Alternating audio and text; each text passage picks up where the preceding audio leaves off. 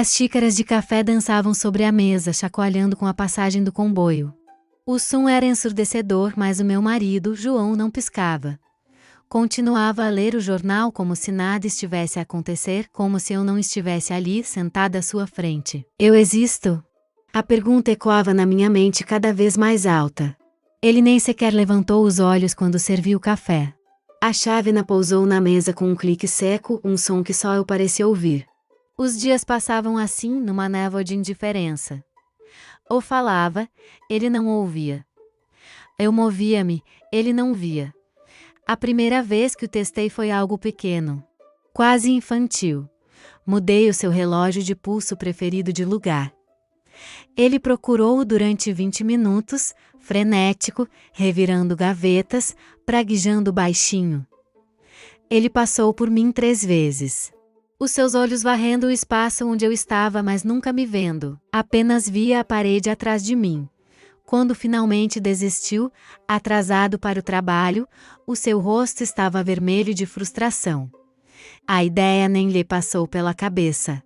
Naquela noite, coloquei o relógio de volta no seu lugar original. Na manhã seguinte, ele pegou nele sem qualquer reação. A invisibilidade começou a ser a minha tela. Comecei a fazer coisas mais ousadas.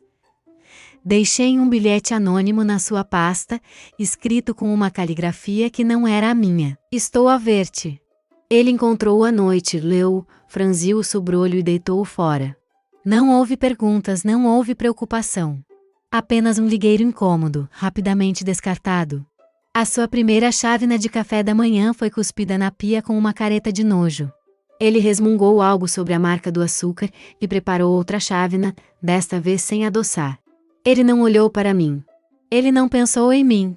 Era como se a cozinha se tivesse virado contra ele, e eu, a principal suspeita em qualquer casa normal, era apenas parte da mobília. As minhas ações tornaram-se mais erráticas, mais desesperadas.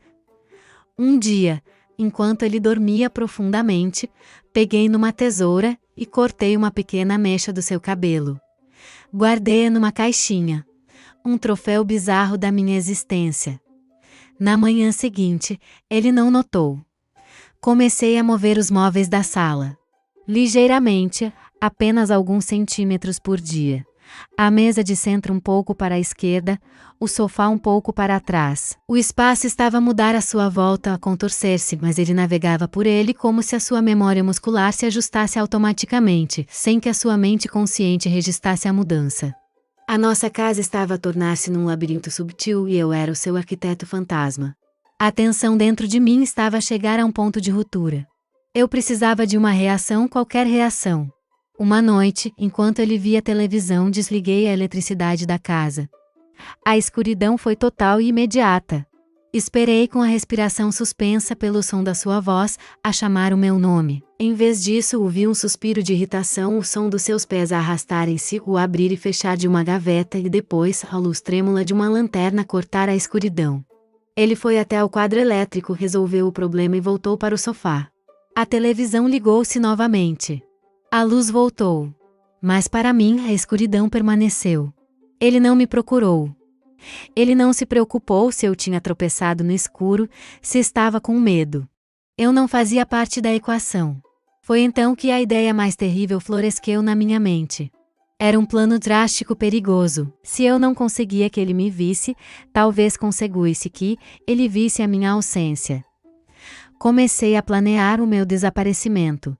Não um desaparecimento real, mas uma encenação. Escrevi uma carta de despedida, cheia de angústia e acusações veladas.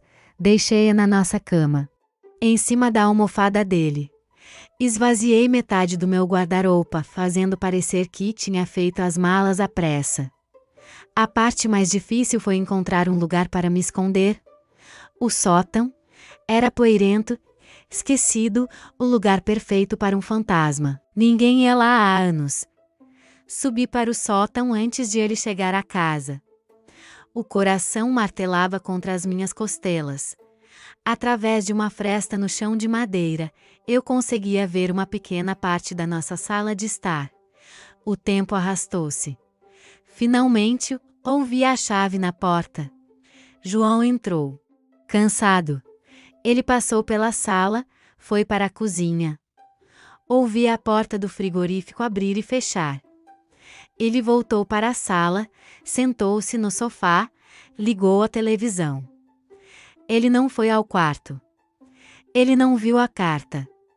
A noite caiu. Ele adormeceu no sofá com a televisão a zumbir. Acordei no sótão com o corpo dorido e frio. Ele ainda dormia lá embaixo. Na manhã seguinte, ele acordou, espreguiçou-se e foi direto para o chuveiro. Ele não entrou no quarto. A carta continuava lá, intocada. O guarda-roupa entreaberto. Ignorado. O segundo dia foi uma tortura. A fome roía-me o estômago. A sede secava-me a boca. Eu observava-o viver a sua vida. Ele ia trabalhar. Ele voltava. Ele comia refeições que pedia por telefone. Ele via televisão. Ele dormia no sofá. O nosso quarto, o nosso santuário, permaneceu intocado. Ele não sentiu a minha falta. A minha ausência era tão invisível quanto a minha presença. A minha encenação era inútil because não havia ninguém na plateia. A percepção da realidade começou a desfazer-se. Estaria eu realmente no sótão? Ou teria eu finalmente desaparecido por completo? A minha consciência a flutuar na casa como um ícone esquecido. O pó do sótão parecia entrar nos meus pulmões, na minha alma. No terceiro dia, algo mudou.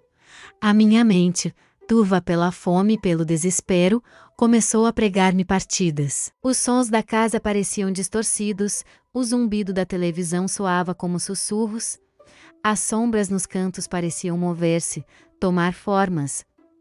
Olhei pela fresta e vi João na sala. Mas ele não estava sozinho. Havia uma mulher com ele. Ela ria. Tocava-lhe no braço. Ele sorria para ela. Um sorriso que eu não via há anos. Um sorriso que me dizia que ele a via. Ele via claramente. O sangue gelou nas minhas veias. Quem era ela? Há quanto tempo ela existia? Era ela a razão da minha invisibilidade? A raiva, pura e primordial, substituiu o desespero. Eu não era um fantasma. Eu era uma esposa. E aquela era a minha casa. Desci do sótão. O render das escadas era alto, acusador. Eu não me importava. Entrei na sala de estar. O meu cabelo estava emaranhado, as minhas roupas sujas de pó. Os meus olhos deviam estar selvagens. João e a mulher viraram-se para mim. O sorriso dele desapareceu. A sua cara tornou-se uma máscara de choque e de confusão.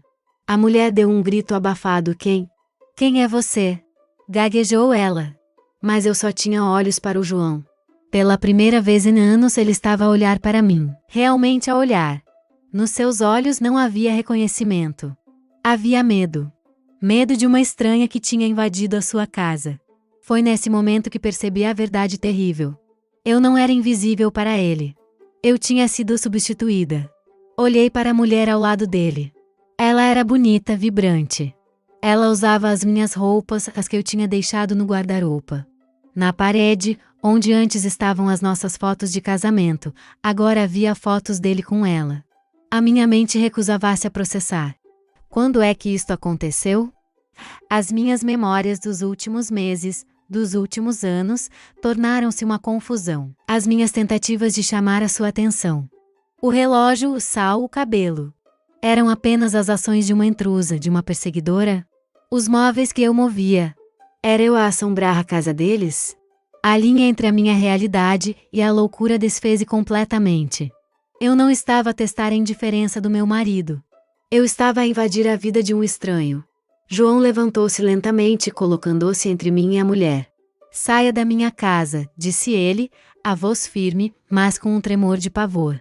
A sua casa. As palavras ecoaram no vazio que se tinha tornado a minha mente. Olhei à volta. A casa era familiar, mas ao mesmo tempo, estranha. Era minha casa, mas já não era minha. Os meus pertences tinham desaparecido, subtilmente apagados e substituídos, assim como eu. Olhei para as minhas mãos. eram reais? Eu era real. A minha busca desesperada para ser vista tinha levado a um lugar onde eu já não sabia quem eu era. Era eu a mulher esquecida? Ou era eu o fantasma que nunca tinha realmente existido? O som do comboio passou novamente, fazendo tudo tremer. Mas desta vez, o som não veio de fora, veio de dentro da minha cabeça, um ruído ensurdecedor, a anunciar o colapso final do meu mundo. E no meio do caos, vi o João a pegar no telefone. Ele estava a olhar para mim, finalmente. Mas não com amor, nem com raiva. Ele olhava para mim com o terror que se reserva a um monstro. E talvez, no final era isso que eu me tinha tornado.